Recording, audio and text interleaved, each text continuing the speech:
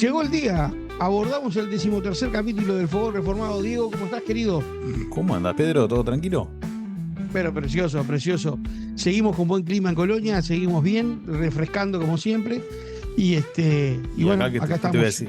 ¿Qué te voy a decir acá de la tierra prometida? Acá siempre fluye leche y miel. Sí, sí. Es una cosa inevitable para nosotros. Pero carísima, leche y miel carísima.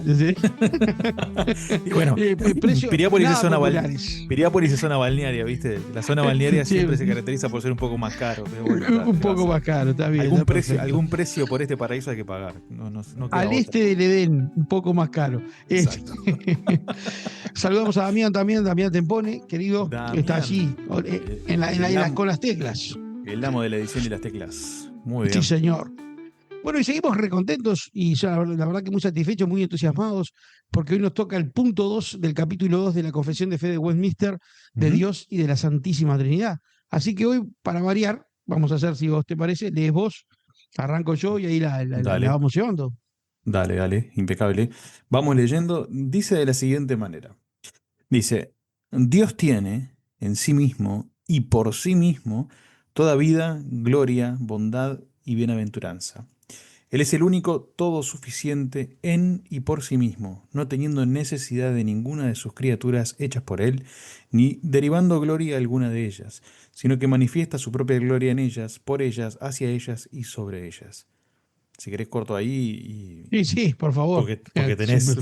Porque si no vas a estar hablando de acá hasta que termine el episodio, vas a estar hablando. Va, va a durar 45 minutos Más o ni menos. hablar. Bueno, esto puede resumirse en una sola palabra: aciedad.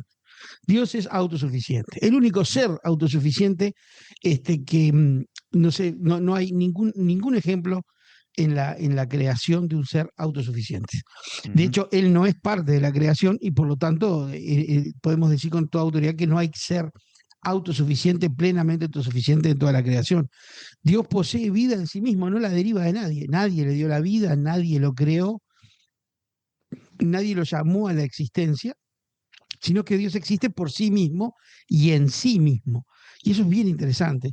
Existe Ujú. por sí mismo y en sí mismo. Y eso nos llama a nosotros. Él no deriva gloria de nosotros, o sea, que no nos creó para tener gloria, para que nosotros le glorifiquemos. No es que, si bien nosotros le debemos gloria debido a su nombre, esa gloria no le agrega gloria a la gloria que él siempre tuvo, Ujú. ¿verdad? Y cuando hablamos de gloria, para hacerlo un poco más aterrizado, decimos magnificencia, Exacto. celestialidad.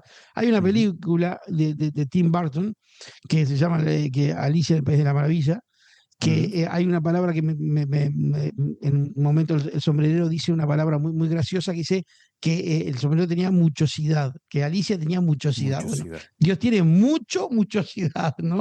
No necesita en absoluto derivar gloria de nosotros. Vos sabés que Dios, Alicia en el País de Maravillas es de Lewis Carroll, ¿sí? sí, sí, claramente. Calvinista él, ¿no?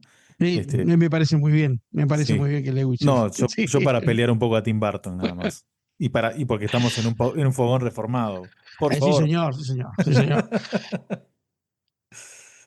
Tiene bondad. Como Ujú. dijimos en el capítulo pasado, Dios no experimenta bondad hacia nosotros como experiencia primaria, sino que la bondad es manifiesta entre las tres subsistencias de la Trinidad o las tres personas del único ser divino. Y por lo tanto, esa bondad no es algo nuevo que se manifieste hacia el hombre o hacia una criatura dada, sino que es algo que él ha vivido. Bienaventuranza, él es eternamente feliz, no ha Ujú. conocido en la eternidad pasada ningún dolor. La segunda persona de la Trinidad vino a tomar una naturaleza humana que está indisolublemente unida a su naturaleza divina o Claro. ahora, pero que la tomó en el tiempo y allí conoció el dolor, Ujú. ¿verdad? ¿Es suficiente en todo? Bueno, por lo mismo que dijimos, ¿verdad?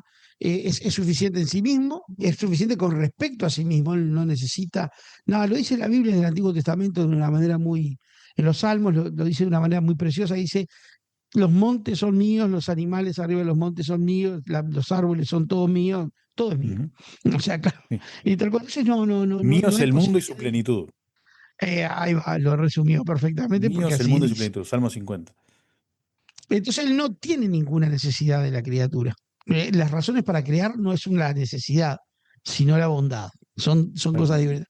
Y por lo tanto, no deriva, como dijimos, gloria de ellas, sino que solamente manifiesta su propia gloria en ellas a través de la creación y de la belleza y de la perfección de la creación, perfección que nosotros arruinamos, pero que en sí misma era muy buena. este, lo hace por ellas en sus actos misericordiosos y de rescate hacia ellas, porque son el objeto de su misericordia, y sobre ellas, ¿verdad? Muy por encima del poder humano. No estamos ayudando a Dios a realizar su plan de salvación al creer, sino que estamos recibiendo la gloria y la acción de Dios sobre nosotros. Este, Exacto. mm, creo que es por ahí que hasta ahí leíste, ¿no? Sí, vos sabés que bueno, el Catecismo Menor de Westminster, que es otro documento muy importante para las iglesias reformadas, ¿no? De donde se toma para, justamente el menor se tomaba, se tomaba más que nada para catecumenizar a los infantes, a los menores, ¿no? La primera pregunta dice, ¿cuál es el fin principal de la existencia del hombre? Y la respuesta es, el fin principal de la existencia del hombre es glorificar a Dios y gozar de él para siempre. Mm. Eh, Eso no quiere decir, como vos bien decías, de que Dios necesite de nuestra gloria. Dios no necesita de nosotros, como vos decías bien, Dios tiene aseidad en sí mismo, ¿no? Su gloria no depende de nuestros aplausos. Él no necesita que yo le aplauda para él sentirse mejor. Dios no tiene complejo de inferioridad, ¿no? Y nos creó porque se sentía muy solo y estaba muy angustiado y quería una tribuna que lo aplaude, que le festeje. De ninguna manera. Él, como decías bien vos, ¿no? En esa relación intratrinitaria, ¿no? Que hay entre el Padre, el Hijo y el Espíritu, ya ahí tenía todo lo que necesitaba. De hecho, hay una frase muy famosa de Jesús en oración al Padre, ¿no? En Juan 17, que dice, la gloria que tuve contigo antes de que el mundo fuera, ¿no? O sea, habla de una Claro. gloria eterna, ¿no? Ahí ya te está hablando de que en realidad Dios nunca necesitó de que Dios lo hizo porque simplemente Él manifestó de sí, eh, o sea, Él como creador se manifestó en la creación, nada más, ¿no? Pero Tal cual. la gloria ya la tenía, la gloria es eterna, es una, el festejo, vamos a decir, se lo hacían entre ellos, entre el Padre, el Hijo y el Espíritu, en una forma que a nosotros nos es difícil de comprender, pero ya no vayamos a creernos nosotros que Dios no necesita para subirle la autoestima, ¿no? Eh, es así. Y la felicidad, como bien vos decías, ¿no? Hablando de la bienaventuranza, él no necesita ningún tipo de suplemento a su felicidad. Él ya era plenamente feliz, ¿no? Este, Efectivamente. Ujú. Muy bien, y así viene entonces el punto número 8 que ahora te va a empezar a tocar a vos, que dice, Dale. todas las cosas están abiertas y manifiestas delante de su vista. Su conocimiento es infinito, infalible e independiente de toda criatura. De modo que para él no hay ninguna cosa contingente o incierta, esto lo hemos hablado ya, es santísimo en todos sus consejos, en todas sus obras y en todos sus mandatos. A él son debidos todo culto, adoración, servicio, obediencia, que tenga bien exigir de los ángeles, de los hombres y de toda criatura. Bueno, exactamente, ¿no? Todas las cosas, dice el texto, están abiertas y manifiestas ante su vista, ¿no?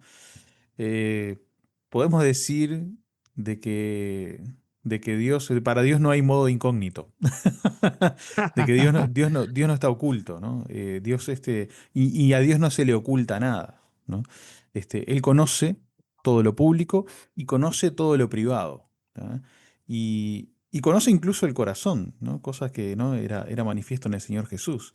Esto es algo particularmente que se ve en las interacciones de Jesús que con muchos de la gente que interactuó, incluso con sus enemigos, ¿no? Él miraba a ellos y decía que él sabía lo que estaba dentro de su corazón, ¿no?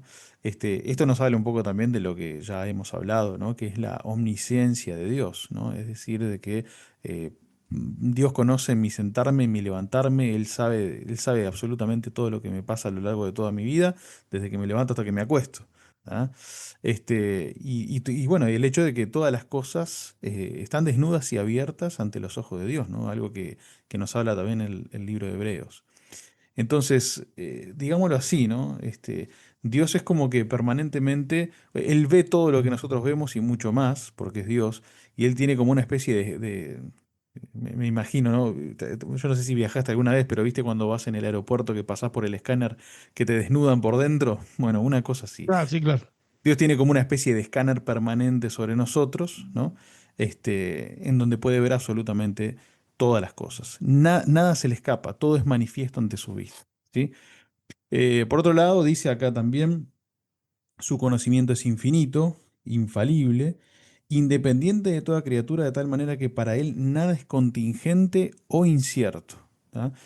¿Esto qué quiere decir? Esto quiere decir de que Dios no aprende, ¿sí? Dios no se equivoca, Dios no espera a ver qué hacemos nosotros para saber cómo reaccionar, ¿no? O sea, él lo sabe todo de antemano.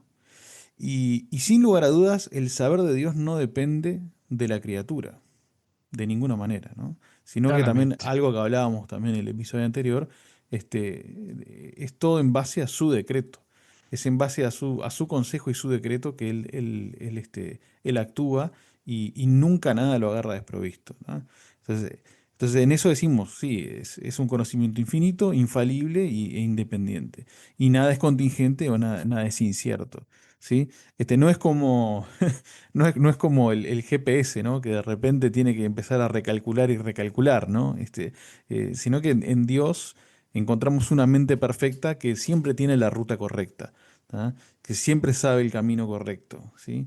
Y eso para nosotros tiene implicancias que son gloriosas, ¿no? De nuevo, lo volvemos a decir, la confianza en que sus promesas se van a cumplir siempre, ¿sí? La confianza de que Dios ya sabe lo que nosotros vamos a orar, sabe lo que nosotros necesitamos y se regocija en muchas veces contestar nuestras oraciones y nosotros de ser participantes de su obra, ¿no? Entonces, con esto nosotros, si sabemos, si entendemos además de que Él tiene un conocimiento infinito, infalible, independiente, eh, decimos algo que ya lo hemos dicho también, y que Dios no agrega nunca nada a su conocimiento. Él no puede agregar nada, ¿no?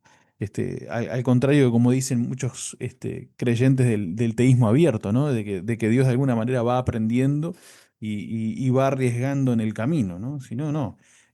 Dios sabe, Dios sabe. Este, y en base a lo que Él sabe, que es completamente infinito e infalible, Él actúa, ¿no? Correctísimo. Correctísimo. Dice también así que me agarraste revisando algunas notas porque pensé en el Salmo 115 cuando te escuchaba hablar estos conceptos Mm, y lo revisé. Dice que es santísimo en todos sus consejos, en todas sus obras y en todos sus mandatos. Bueno, creo que lo explicaste claramente. A él sean debidos todo culto, adoración y servicio, y obediencia que tenga a bien exigir de los ángeles, de los hombres y de toda criatura. exactamente, exactamente. Justamente porque a Él se le debe toda la adoración, ¿no? Él, de nuevo, Él es creador y el resto es lo creado, ¿no? Nosotros criaturas y la creación, ¿no? Este, si Dios es así de santo como se plantea acá, ¿no? Lo lógico es que todo lo que no sea Dios se postre ante Él. Que eso es algo que a veces Amén, amén. eso es algo que a veces se pierde de vista. Eso es la adoración. Eso es la adoración. Eh, el renegar de adorar a Dios, ese es un acto de soberbia, el acto de soberbia más grande que podemos tener, ¿no? Pues justamente cuando tú entendés lo que Dios es y que sin Dios no podrías haber sido, no solo vos, sino con absolutamente todo lo que interactuás, entonces lo lógico es, cuando yo reconozco eso, me postro. No puedo hacer otra cosa que no sea postrarme. ¿Ah? No puedo hacer otra cosa que no sea servirle, ¿sí? Es decir, tiene que haber una necesidad en mí de postrarme en adoración, de servirle, es decir, de darle mis manos, mi vida, todo lo que yo soy, de obedecerlo, ¿no? De entregar mi vida entera, ¿sí?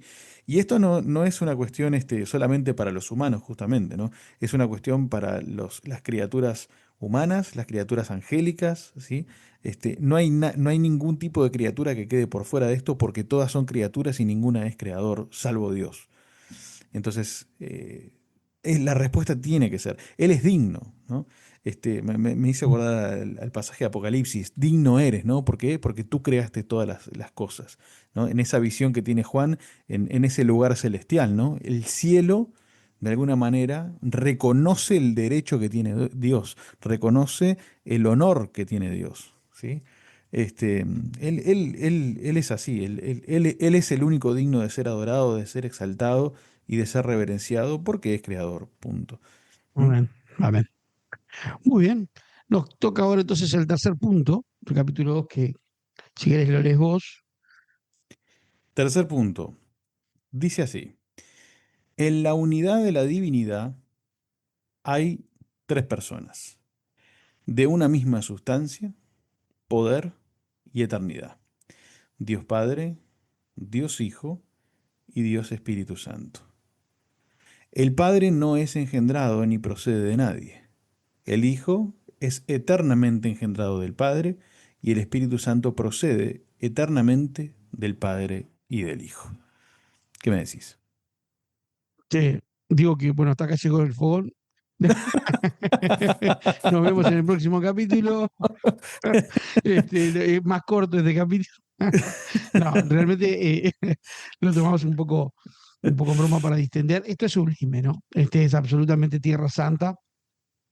Y Mm, podemos afirmar, lo primero que podemos decir es que sin creer estas cosas no se puede ser cristiano. ¿Tá? Porque el exactamente. cristianismo es la única fe trinitaria que existe en el mundo.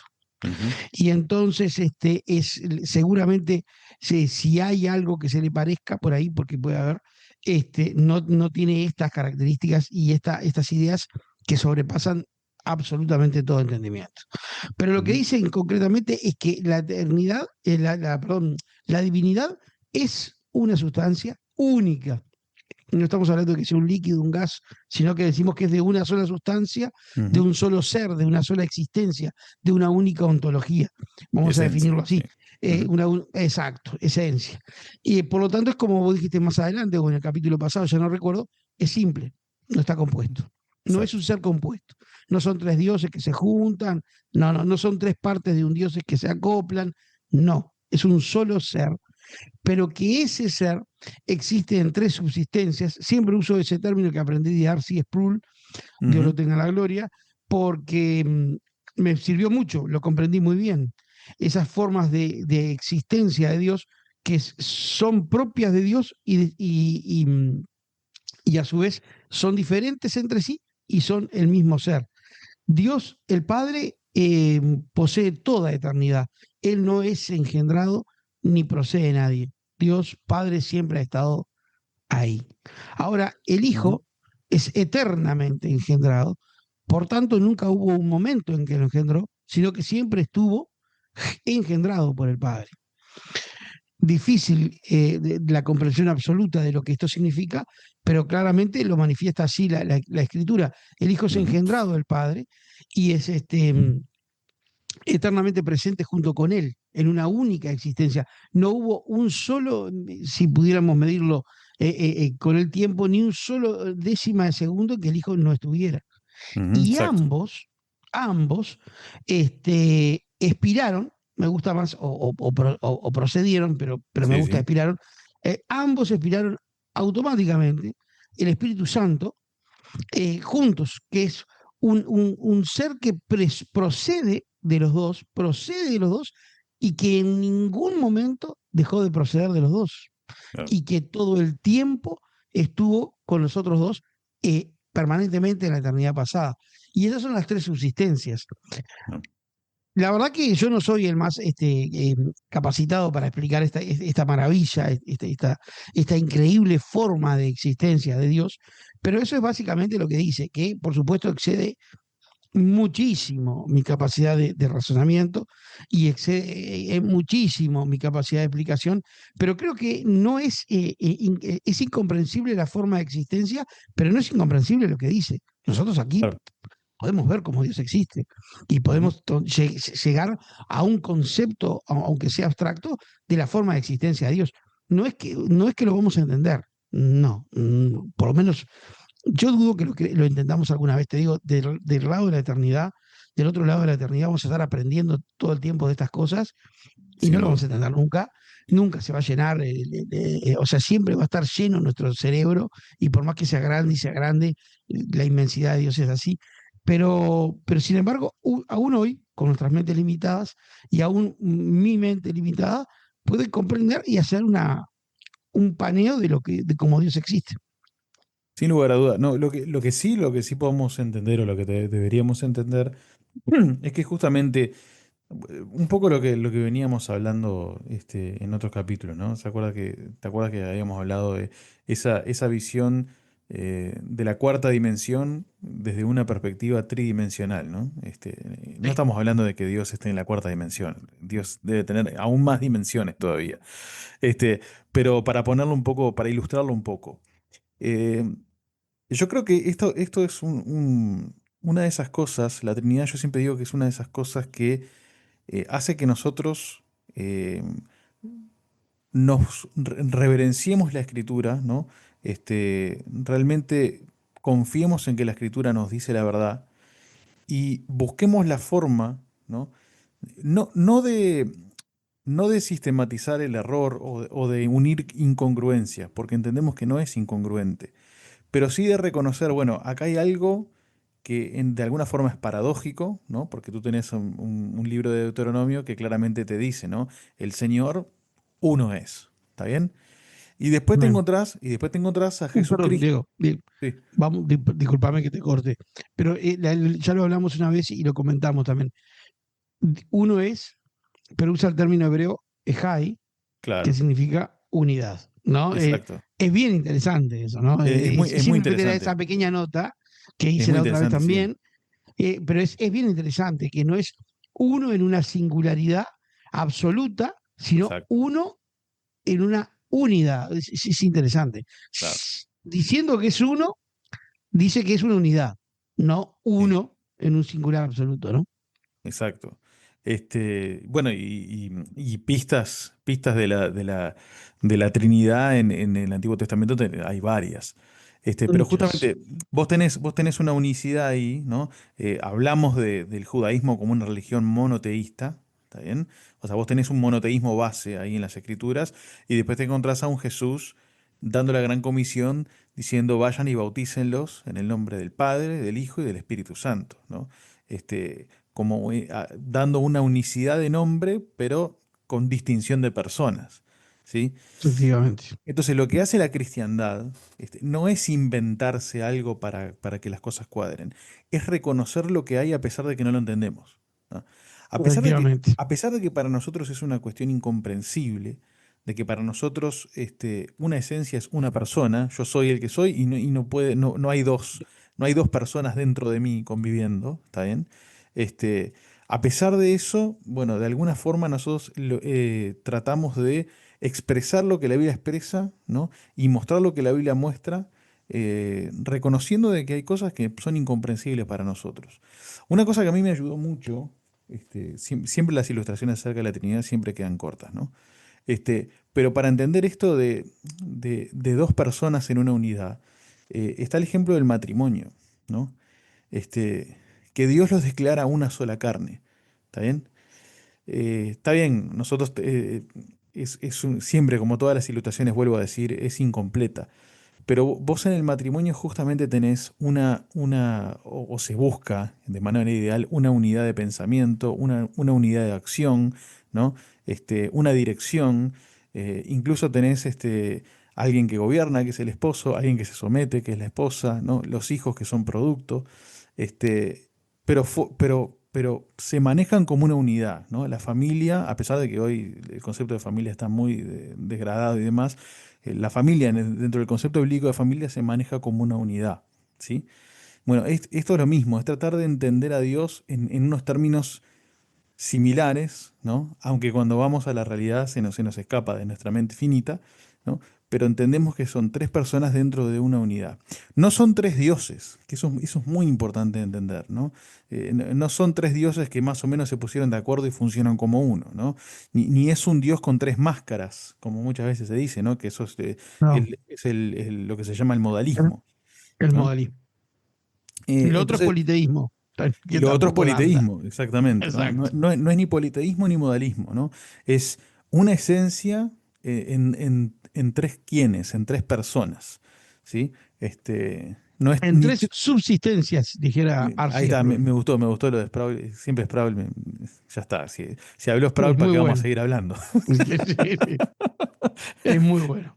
Pero sí, ni modalismo, ni politeísmo o triteísmo, sino la Trinidad, la Trinidad.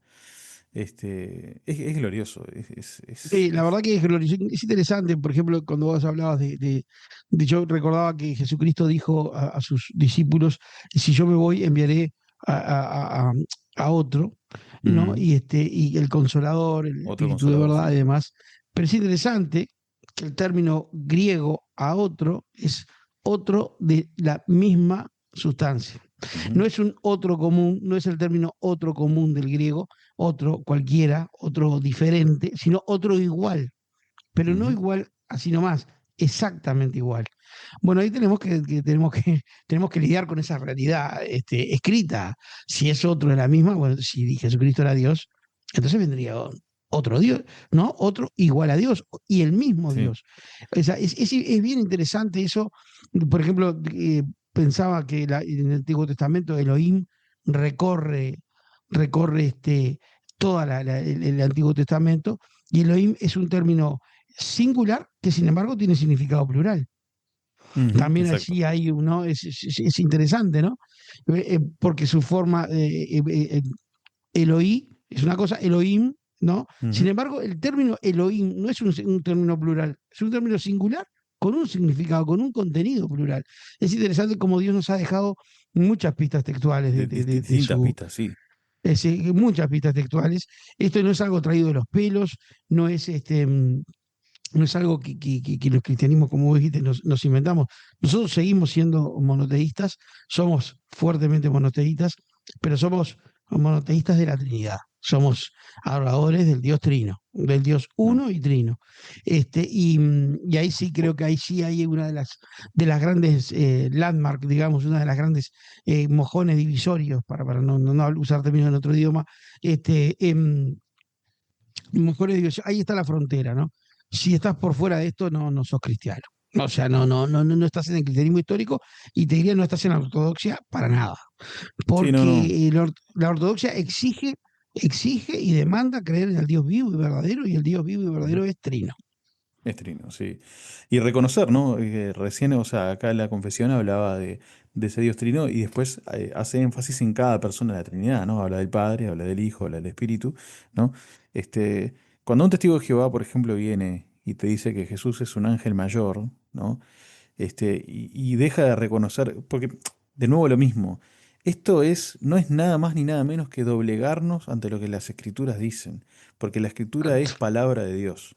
Entonces, en el momento que la escritura me dice, en Juan 1:1, el verbo era Dios, ¿ah? Yo no tengo más nada que hacer, no tengo más nada que hacer.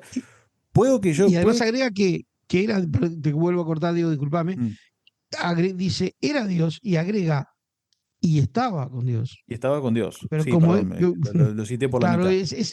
es interesante. Es un concepto que nosotros debemos volver a él. Es decir, el verbo se hizo carne y el verbo era Dios y estaba con Dios, pero ¿cómo? No era él Dios. ¿Y cómo? No, evidentemente sí hay una señalización y Y claro. un señalamiento a otra persona, como Entonces, mínimo, otra. claro, sí, otra, ahí está. Entonces, es lo que yo digo, es simplemente el doblegarnos, aunque no terminemos de comprenderlo completamente. ¿Ah? Tal cual. Yo no Dijo el entiendo. Señor a mi Señor, Dijo Señor, mi dijo el Señor, Señor a mi Señor, exacto, ¿no? siéntate a mi diestra hasta que ponga a Sus tus enemigos enemigos por por estrado estrado de de sus tus pies. pies. Sí, sin Y lugar el a duda. Señor es Adonai y Adonai. Pero ¿cómo? Adonai, Adonai, No puede, ¿no? Eh, cómo que hay dos Adonai? ¿Cómo es? o sea, ¿No? Isaías, Jehová, nuestro Dios y su Redentor. Pero ¿cómo? ¿No? Y sin embargo, colocados en el mismo plano, ¿verdad? Exacto. Es bien interesante. Entonces, las implicaciones de esto son varias, ¿no? Pero yo creo que más que nada esto nos lleva a entender de que nuestra adoración, y esto es algo muy importante en lo que es el concepto reformado de adoración, la adoración del pueblo de Dios es una adoración trina, ¿tá? Es, Amén. u- es una adoración al Dios trino. Nosotros, para dar un ejemplo, nosotros cuando bautizamos a alguien, como bueno, por mandato del Señor Jesús, los bautizamos en el nombre del Padre, del Hijo y del Espíritu. No hacemos un bautismo solo de Jesús, ¿tá? O un bautismo solo del Espíritu, ¿no? Sino que es un bautismo trino, ¿sí? Porque es la Trinidad que entra en interacción con nosotros. Nosotros, por ejemplo, al terminar cada reunión en la iglesia los domingos, terminamos con una doxología, ¿tá? Y esa doxología habla de que tenemos un Dios y Padre, ¿no? Que tenemos un Hijo, nuestro Redentor, y el Espíritu Divino, ¿no? El Consolador. Víctor. Entonces, nuestra oración siempre empieza y termina en la Trinidad y a través de la Trinidad, ¿no? Y como decías vos, eso es fundamental para poner, es una de las cosas que determinan el marco en donde podemos decir cae por fuera el cristiano, perdón, dentro está el cristiano y por fuera pueden ser creyentes, pero no de Cristo, no de la fe bíblica, ¿tá? Exactamente, Por fuera decirlo de alguna totalmente del manera. cristianismo bíblico. Dentro del Exactamente. cristianismo, dentro del marco, nosotros podemos tener muchas diferencias. Pueden haber algunos que crean que todavía se puede hablar en lenguas, hay otros que creen que todavía hay profecías, hay otros que creen, aunque no estemos de acuerdo yo con eso, hay cosas en los cuales podemos diferir, pero bueno, pero seguimos siendo cristianos. Ahora, cuando un testigo de Jehová te habla, como decía hoy, de un Jesucristo que es un ángel mayor, o un mormón que te dice que todos vamos a llegar a ser dioses como Dios es, bueno, caen completamente por fuera de lo que es la ortodoxia y lo que es el cristianismo tradicional y verdadero, ¿no? Sin credo ni seno, no hay cristianismo. Exactamente, Claramente, ¿no?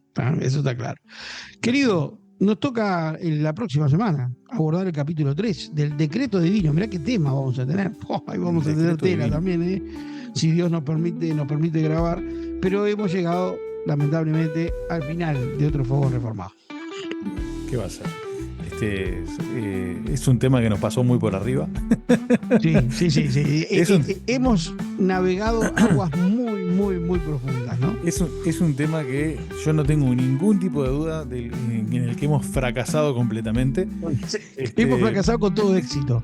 pero claro, pero eso no me hace sentir mal para nada, te voy a ser No, sincero. para No, nada, no, no. Indudablemente, mentes mucho más brillantes que las nuestras también han remado como locos y bueno, y tal vez la llevaron mejor que nosotros, pero no están acá con el fogón.